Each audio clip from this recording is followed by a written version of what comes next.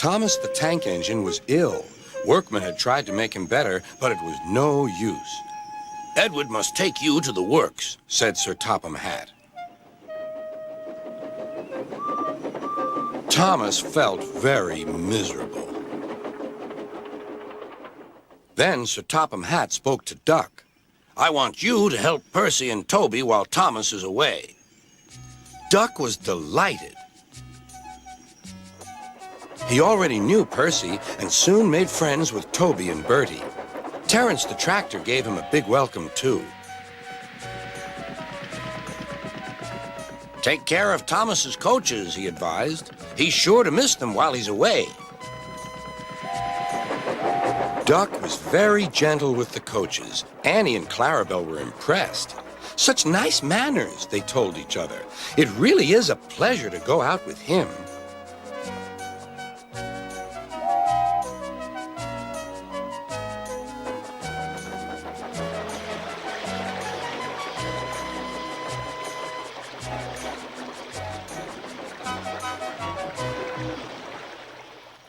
When Thomas came back, Annie and Clarabelle told him how well Duck had managed.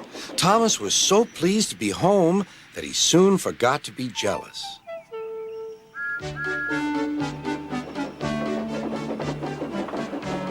The works had left Thomas's handbrake very stiff. It made his brakes seem as if they were on, when in fact they were not.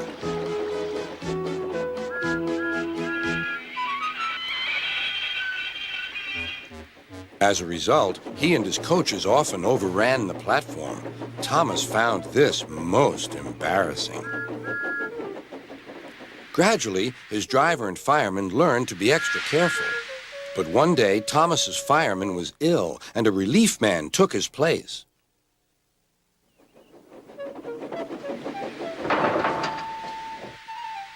The fireman had fastened the coupling and joined the driver and station master on the platform to wait for Henry's passengers. The fireman had forgotten all about Thomas's handbrake. Thomas simmered happily. Not long now, he thought, as he saw Henry slowly approaching. But Thomas's brakes were not on. And suddenly, he felt his wheels begin to move. He tried to stop, but he couldn't, without his driver and fireman. He tried to whistle a warning, but he couldn't do that either. The conductor, driver, fireman, and passengers were all stranded on the platform. "Stop! Stop!" shrieked Annie and Clarabelle, but Thomas, with plenty of steam, kept on going. The alarm went down the line. "Stop the Runaway!" There, ready for action, was Harold the helicopter. The inspector had made a plan, and together they took off into the sky.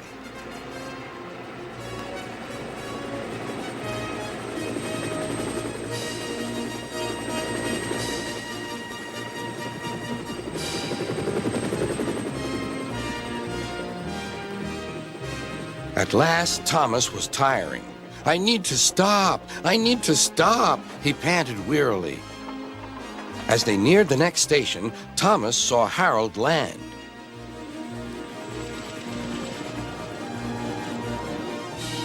They entered the platform slowly enough for the inspector to act. Judging his moment, the inspector scrambled into the cab and screwed the brakes on.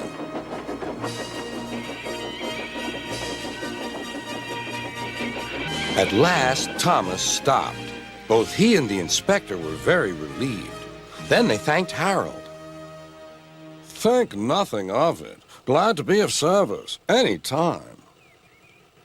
"Thomas," remarked the inspector, "we must never let this happen again." Wearily, Thomas agreed with him.